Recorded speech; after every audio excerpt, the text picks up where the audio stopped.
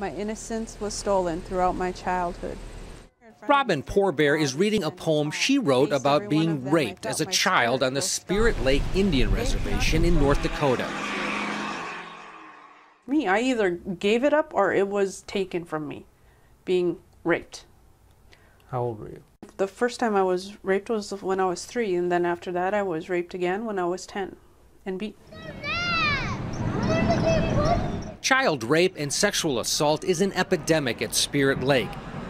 In this house in May of 2011, 9-year-old Destiny Shaw Dubois and her 6-year-old brother Travis were viciously raped and murdered. And while there was a conviction in that case, most victims here never see justice. What bothers me is what's okay. Betty Jo Krentz was fired as a foster care manager at Spirit Lake, she says, for speaking out. It'll shake your core. In the year and a half she was in the system, she says the stories she heard from children were horrifying. A young lady, and she was 6 years old, and she looked across the table at me, and just as matter-of-factly as you talk about the weather, she informed me that her grandpa put his thing in her mouth and it tasted salty. People here on the reservation say there are several reasons that things are so bad. There's pressure on victims to keep things quiet. Drug and alcohol addiction is also a problem, they say. But there's also an issue with the way that the law enforcement is structured on the reservation. The federal government is responsible for investigating and prosecuting major crimes like rape. But the federal government, by all accounts, only prosecutes a tiny fraction of reported cases.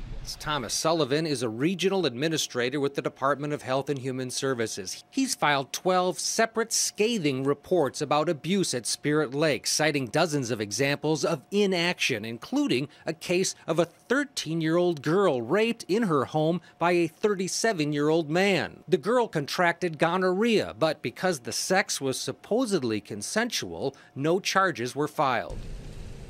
In his report, Sullivan blames both tribal leaders and federal agencies, including the Bureau of Indian Affairs, the FBI, and the Department of Justice, for not doing enough to prosecute abusers. We asked to interview Sullivan, but were told no by his bosses at HHS. And hoping we could chat with you for a little bit. Maybe later or sometime. We also tried talking to Joel Red Fox, a tribal leader who was convicted of misdemeanor sexual assault himself in 2006. After he told us to wait an hour, Just your no comment? he changed his mind and walked away. How about I mean, you said you were going to talk to us in an hour, and now you changed?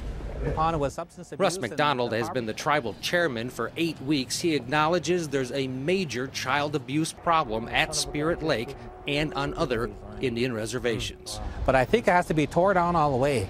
I think we have to build it from the bottom up. It's unbelievable. Spirit Lake member Tony DeLorme blames tribal corruption and a weak federal government. And I'm saying we need help immediately. That's my message to the federal government. Please come, because you do have absolute plenary power when it comes to heinous crimes. My spirit is strong and cannot be broken or beat. 3 years ago, Robin Poorbear found out her 12-year-old daughter was sexually abused by a family member, continuing a cycle that sadly many here are forced to endure. For Out Front, Ted Rollins, Spirit Lake, North Dakota. The spokeswoman for the Department of the Interior tells us, and I want to quote, all of the allegations that have been raised by Sullivan about crimes against children at Spirit Lake have been turned over to the Federal Bureau of Investigation and Bureau of Indian Affairs law enforcement, and they have been investigated. Note they use the past tense.